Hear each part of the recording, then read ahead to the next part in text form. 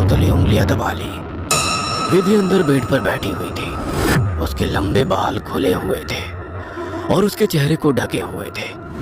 बालों के बीच से उसकी लाल खून आंखें दिखाई पड़ रही थी। दोनों हाथ और पैरों की मदद से वो बेड पर ऐसे बैठी हुई थी मानो कोई जानवर हो। उसकी खूबसूरती गुलाबी त्वचा जगह जगह से कटी थी और सफेद पड़ गई थी। विधि को देखकर सनी जोर से चिल्लाया, विधि, ये क्या हो गया तुम्हें? सनी की बात सुनकर विधि ने डरावने अंदाज में गर्दन टेढ़ी की। अब उसके चेहरे पर से कुछ बाल हट गए थे। वह भयानक आवाज के साथ हंसने लगी। उसके मुंह से किसी जानवर की तरह लार गिर रही थी।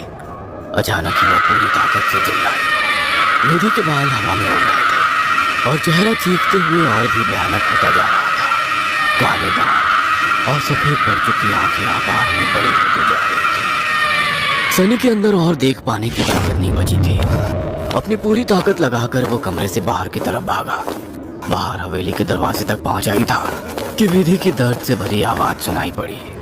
सनी, मुझे छोड़कर मत जाओ, मुझे बचा लो। सनी, ये मुझे नहीं छोड़ेगा। बहुत दर्द हो रहा है, बहुत दर्द हो रहा है। विधि जोर जोर से रो रही थी और सनी को रोकने के लिए बोल रही थी। विधि की ऐसी दर्द भरी आवाज सुनकर सनी तड़प उठा और दौड़कर उसके कमरे की तरफ वापस आ गया। ये सब क्या हो गया विधि? ये सब क्या हो गया? मैं क्या करूं, बोलो।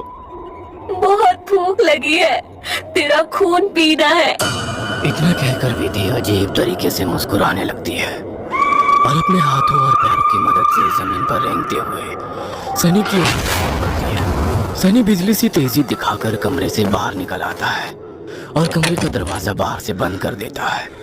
सनी की कुछ समझ नहीं आ रहा था। वो विधि की मदद करना चाहता था। उसे ऐसी हालत में छोड़ना उसे मौत के मुंह में धकेलने जैसा था।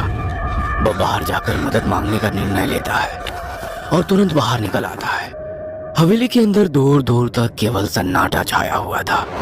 अंदर से रह रहकर विधि की दर्द भरी चीखें सुनाई दे रही थी। मदद की उम्मीद में सनी दौड़ते हुए आगे भागे जा रहा था। तभी उसकी नजर एक चर्च पर पड़ी। चर्च काफी जर्जर हालत में था। सनी इधर उधर देखता हुआ अंदर पहुंच गया। दोनों हाथ आपस में बांधकर वो फूट फूट कर रो रहा था। Please God, help me please. कहाँ जाऊं मैं? किससे मदद मांगू? प्लीज। कोई प्रॉब्लम है क्या? मुझे बता सकते हो? फादर की बात सुनकर सनी सारी बातें फादर को बता देता है। परेशान मत हो डियर, मैं तुम्हें हॉली वाटर दे रहा हूँ। जाकर अपनी गर्लफ्रेंड के ऊपर छिड़क देना। God bless. Sunny holy water लेकर हवेली लौट आया था।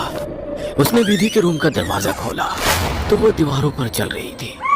उसके मुंह से खून बह रहा था और वो जोर जोर से हंस रही थी। दरवाजा खोला देख उसने टेढ़ी सी नजर से सनी को देखा और दीवार से नीचे कूदकर उसकी ओर बढ़ने लगी। सही समय पर सनी ने हॉलिव के ऊपर छिड़क दिया। वो एक जोरदार चीख के साथ दूर जा गिरी और एक काला सा साया कमरे से बाहर की तरफ जाता हुआ दिखाई दिया। विधि, वो चला गया। तुम ठीक हो? हाँ, वो चला गया, लेकिन अब वो अकेला नहीं आएगा।